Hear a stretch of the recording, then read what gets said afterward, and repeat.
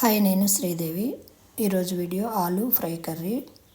దీనికోసం ఆలు కుక్కర్లో వేసి ఉడికించుకోవాలి.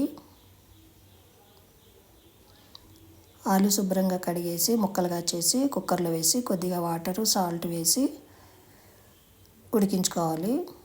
1 విజిల్ వచ్చిన తర్వాత కుక్కర్ ఆపేసి దీనికోసం పోపు రెడీ చేసుకోవాలి.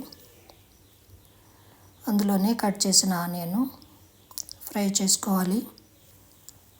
ఉడికించిన ఆలు కూడా వేసి అందులో సాల్టు, పసుపు, కారం ఇవన్నీ, పచ్చి ధనియాల పొడి ఇవన్నీ వేసి బాగా కలుపుకొని కస్తూరి మేతి కూడా వేసి బాగా కలుపుకొని ఫ్రై చేసుకోవాలి. ఇది రైస్, చపాతీకి, దోశలోకి,